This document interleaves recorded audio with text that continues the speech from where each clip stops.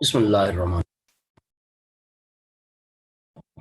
आज के लेक्चर के साथ हाजिर है। हमारा टॉपिक है कन्फॉर्मल मैपिंग। क्योंकि इसके हवाले से हमने कुछ डिस्कशन कर रखी है, तो आज इसकी डेफिनेशन का रूप देंगे, वर्डिंग तलाश करेंगे जो इसको डिफाइन करते हैं। Let us see its definition.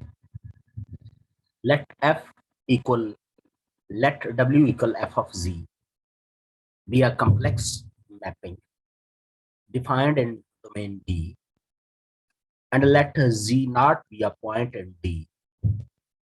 Then W equal f of z is conformal at z naught if for every pair of smooth oriented curves C1 and C2 in D intersecting at z naught, the angle between C1 and C2 at z naught is equal to the angle between the image curves C1 dash and C2 dash at f of z naught in the both magnitude and sense.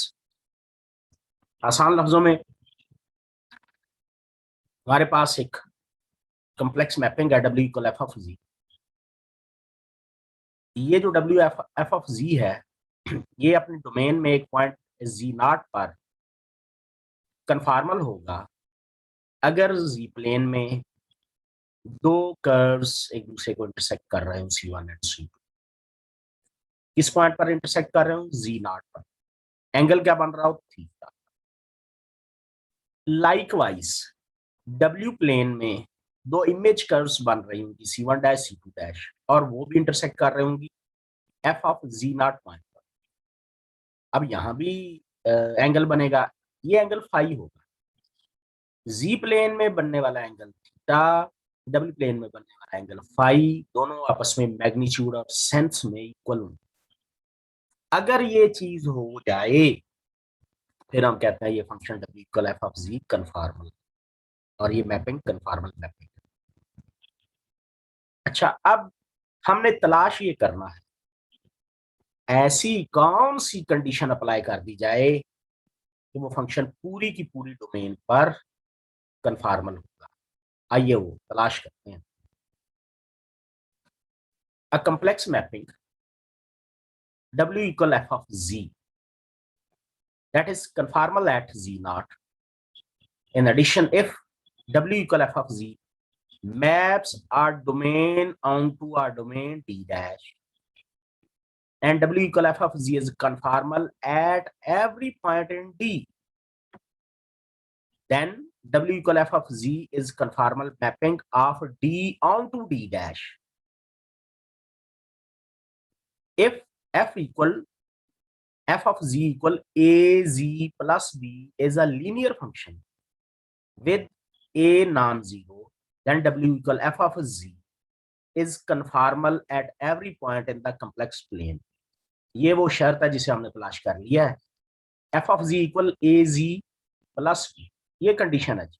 ये जो linear function है, ये जो mapping है, यहाँ a non zero होना चाहिए। अगर ऐसा हो तो ये कॉम्प्लेक्स प्लेन के हर पॉइंट पर कन्फॉर्मल होगा।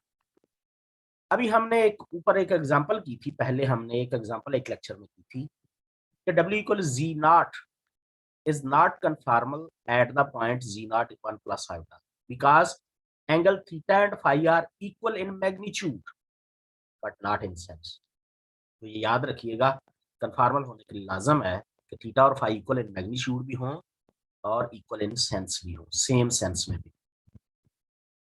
अब हाउ टू फाइंड एंगल, अब हमारा एक अगला क्वेश्चन रेज हो गया कि आखिर जी प्लेन और डब्ल्यू प्लेन में जो कर्व्स पाए जाते हैं उनका दरमियानी एंगल कैसे तलाश किया जाए, उसका तरीकाकार क्या होगा, किस अंदाज से हम एंगल फाइंड आउट करके सामने रखेंगे। आइए देखते हैं।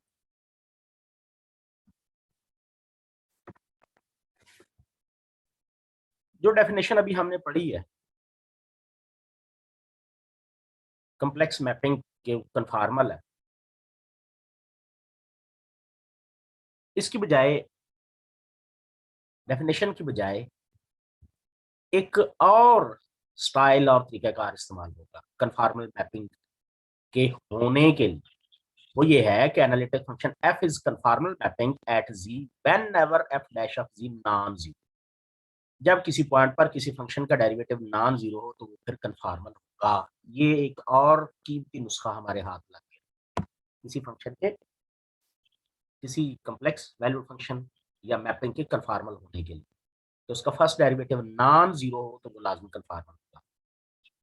In order to prove this result, we need to procedure to determine angle।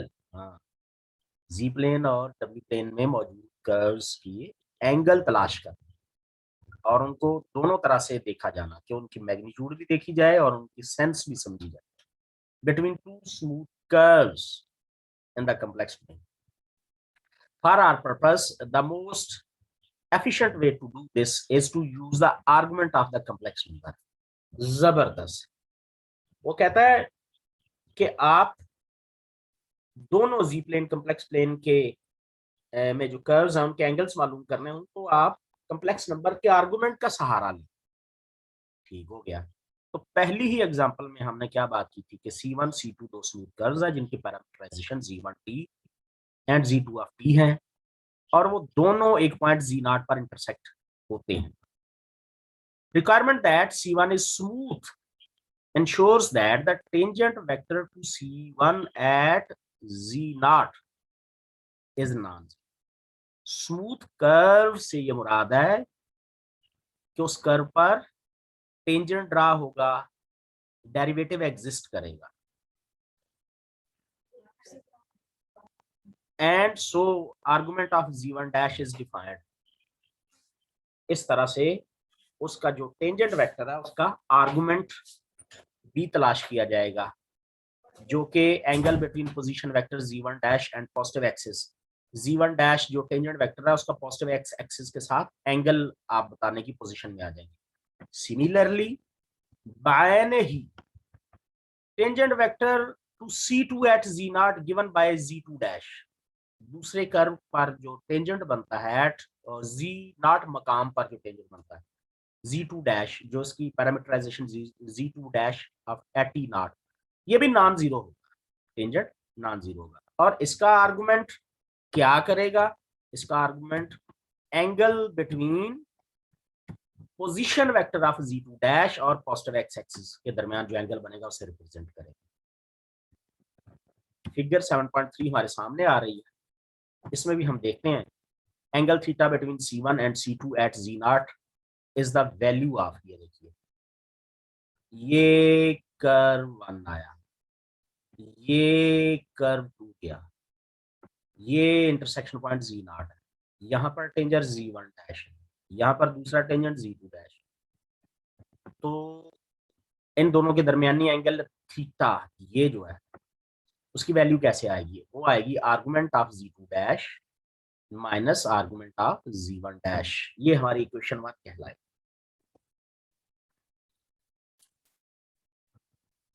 In the interval Z0 to pi इस इंटरवल में इसकी वैल्यू आएगी provided that we can rotate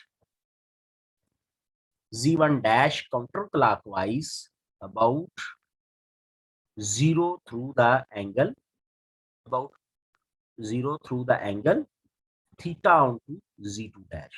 counterclockwise हम इसे रोटेट कर सकते हैं। In the case that clockwise rotation is needed, अगर clockwise rotation देनी है तो then minus theta is the value of 1। इस क्वेश्चन से जो वैल्यू मिलेगी थीटा की वो माइनस थीटा होगी और वो किस इंटरवल से ली जाएगी, किस इंटरवल में पाई जाएगी? माइनस पाई से 0 तक। In either case we see that अगर हमें यहां से जो दोनों कर्व्स के दरमियानी एंगल मिल रहा है वो दोनों चीजें दे रहा है, both magnitude and sense of angle C1 and C2 at Z0। As an example of this discussion, curve C1 C2 and their images under complex plane। अच्छा, अब इनके जो इमेजेस हैं उनके भी आपने देखने हैं। जैसे एग्जांपल 1 में हमने complex mapping W equal Z बार के तहत इमेज कर्व्स लिए थे। तो इमेज कर्व्स जो होंगे उनके दरमियानी angle argument of z2 dash minus argument of z1 dash equal argument of 1 plus iota.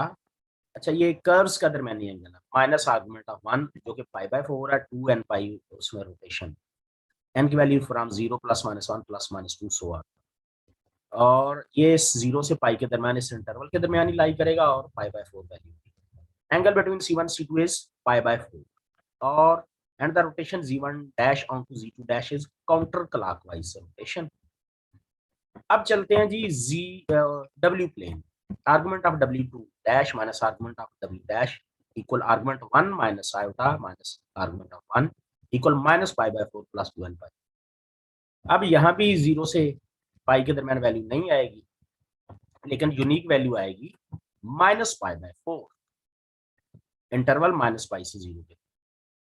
ये जो एंगल है ये C1 dash and C2 dash का दरमियानी एंगल है, यानी इमेज कर्व्स का दरमियानी एंगल है, और ये फाई से जाहिर किया जाएगा, इसकी वैल्यू भी पाई/4। लेकिन नेगेटिव से फिर क्या पता चला, and the rotation of W1 onto W2 dash is clockwise, लेकिन इसकी रोटेशन क्लॉकवाइज है। तो देखिए आज के काम में हमने कन्फॉर्मल मैपिंग में जी प्लेन और डब्ल्यू प्लेन दोनों में एंगल कैसे फाइंड आउट करना है एक बात, और दूसरी सेंस यानी उसकी रोटेशन वो कैसे चेक करनी है। तो कन्फॉर्मल कब होगा, कोई कॉम्प्लेक्स मैपिंग कन्फॉर्मल तब होगी जब जब जी प्लेन और डब्ल्यू प्लेन के दरमियान पाए जाने वाले एंगल, उनके कर्व्स के एंगल्स मैग्नीट्यूड में इक्वल होंगे लेकिन सेंस में सेम। तो ये आज का काम था।